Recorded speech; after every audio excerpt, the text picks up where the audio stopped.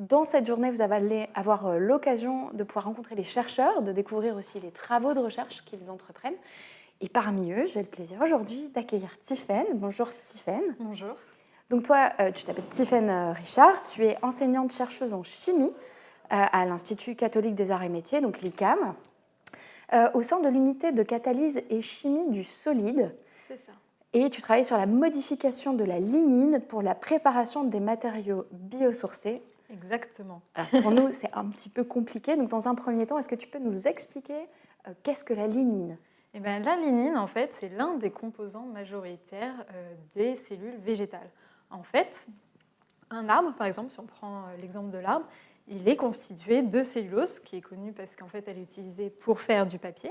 Mais en fait, un arbre, ce n'est pas constitué uniquement de cellulose, c'est aussi constitué en partie, à hauteur d'un tiers à peu près, de la lignine.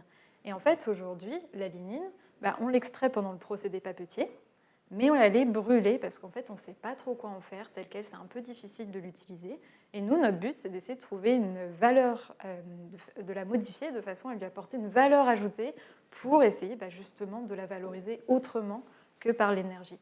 Et en fait, on la retrouve aussi dans toutes les biomasses qui sont non alimentaires. Donc ça peut être des copeaux de bois, ça peut être de la paille, ça peut être du bambou, etc. Est-ce qu'elle est du coup présente en abondance ? Parce que j'entends qu'elle est gaspillée en tout cas.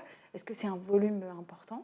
On évalue à environ 100 millions de tonnes qui sont extraites chaque année. Donc elle est abondante, c'est juste qu'actuellement, à travers le monde. À travers le monde, c'est 100 millions de tonnes. Je n'ai pas les chiffres exacts en France, mais en tout cas en Europe, il y a pas mal d'industries qui l'extraient aussi et qui le revendent à l'échelle de la tonne. Et du coup, quelles sont les propriétés de cette molécule ? En quoi elle est intéressante ? Pourquoi finalement elle donne envie de s'y intéresser ? Mais en fait, telle qu'elle, la lignine, elle a des propriétés antioxydantes, antimicrobiennes. Et en fait, c'est surtout sa structure qui est très intéressante parce qu'elle a une structure un peu unique. On retrouve en fait en elle des groupements chimiques qu'on appelle des fonctions aromatiques, en fait, qui sont responsables de la rigidité. Et en fait, ces groupements-là, on les retrouve que dans la lignine, au niveau du végétal. Dans toutes les autres matières végétales, dans tous les autres matériaux biosourcés, on n'a pas ces petits groupements qui donnent pourtant de la rigidité et qui seraient très intéressants en fait, à utiliser. Alors dans quoi on peut trouver ce type de rigidité qui n'est pas biosourcé pour qu'on puisse essayer de se faire une comparaison ? Justement, les composés pétroliers. Donc le plastique Beaucoup de plastique d'origine pétrolière, alors pas tous, mais certains contiennent justement ces groupements aromatiques. On peut avoir le Kevlar, qui est un très bon exemple, le polycarbonate, qui sont connus pour leur rigidité, et en fait c'est expliqué par leur structure. D'accord, donc on pourrait imaginer remplacer des instruments aujourd'hui en plastique ou en Kevlar par des instruments en matériaux biosourcés à partir de la lignine. Voilà, c'est tout le but de notre recherche, vraiment, d'essayer de remplacer ces matériaux d'origine pétrolière par une ressource végétale, ici du coup la lignine, en la modifiant pour justement la valoriser. Et alors on parle donc de matériaux biosourcés. Est-ce que tu peux nous donner un exemple d'un autre matériau pour qu'on sache un peu aussi exactement de quoi on parle quand on parle de matériaux biosourcés ? En fait, biosourcé, ça va être tout ce qui va être d'origine végétale. Et un exemple qu'on peut retrouver un petit peu au quotidien pour ceux qui touchent un petit peu à l'impression 3D, par exemple, c'est le PLA, le polyacide lactique, qui est pas mal utilisé pour les filaments 3D. Lui, en fait, il est fabriqué à partir d'amidon de maïs. D'accord. Voilà. Peut-être aussi le caoutchouc ? Le caoutchouc aussi, effectivement, c'est un très bon exemple. Poser la question. Non, effectivement, ça marche bien. J'avais l'idée de polymère synthétique, mais effectivement, le caoutchouc en est un excellent exemple. Et donc, du coup, on peut imaginer que ce soit un procédé qui peut être très, très rentable pour les entreprises. Est-ce que d'ailleurs, c'est très compliqué à partir de cette molécule, fabriquer, je ne sais pas, des objets, des choses ? C'est tout l'intérêt de notre recherche que l'on fait. En tout cas, à l'ICAM, nous, ce qu'on essaye, c'est d'essayer de modifier la lignine de la manière la plus simple possible, en essayant de faire en sorte que ce soit aussi des coûts qui ne soient pas trop élevés, parce qu'on va essayer de remplacer des molécules, des matériaux qui sont d'origine pétrolière, qui sont aujourd'hui très peu chers. Donc notre but, vraiment, c'est d'essayer de faire des procédés qui soient le moins cher possible, essayer de les monter en échelle au maximum pour toujours avoir quelque chose de peu cher et surtout pouvoir faire des tests, se rendre compte, ok, on a fabriqué ce matériau, quelles sont ses propriétés, qu'est-ce qui pourrait potentiellement remplacer, en quoi est-ce qu'il est vraiment intéressant, au-delà du simple fait d'être déjà biosourcé.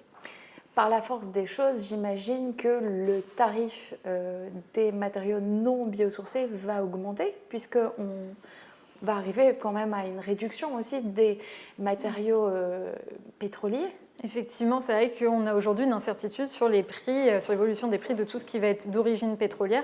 Et c'est pour ça que beaucoup d'entreprises actuellement regardent aussi du côté du biosourcé parce que typiquement la ligne aujourd'hui c'est un déchet, donc elle a un coût très faible.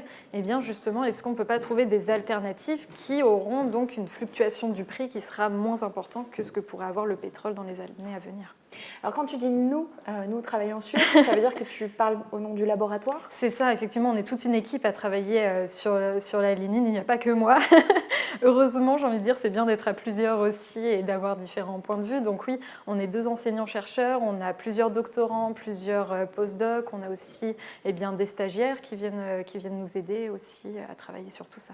Et vous êtes déjà en lien avec le monde de l'entreprise? Effectivement, on est en collaboration avec plusieurs entreprises pour différentes applications, justement parce que nous, on sait modifier notre lignine, on sait fabriquer notre matériau, mais il nous faut des industriels aussi pour nous dire effectivement votre matériau il est intéressant, je l'ai testé dans mes applications et ça fonctionne bien, ou justement pour nous dire il y a tel paramètre, il faudrait peut-être essayer de voir s'il n'y a pas moyen de faire mieux, et c'est là que nous on va essayer de remodifier, de leur reproposer, etc. C'est vraiment eux qui vont être gages de dire effectivement votre solution elle est intéressante. Et est-ce qu'on peut imaginer qu'il y ait à un moment donné un label, ou d'ailleurs est-ce que ça existe, quelque chose qui aussi éclaire le consommateur sur le fait que s'il achète quelque chose dans ce type de matériau, alors il fait un choix peut-être plus vertueux au plan environnemental?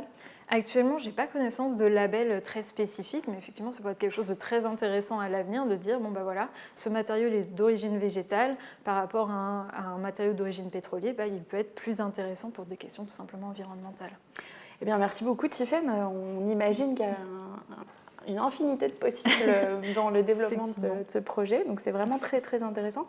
Je vous souhaite à vous une bonne journée à l'Open Lab. Merci. Pour ce qui nous concerne, on va se retrouver normalement vers 11h30 pour pouvoir parler de la chaire Sens et Travail, qui est aussi une initiative de l'ICAM. Merci beaucoup. Merci.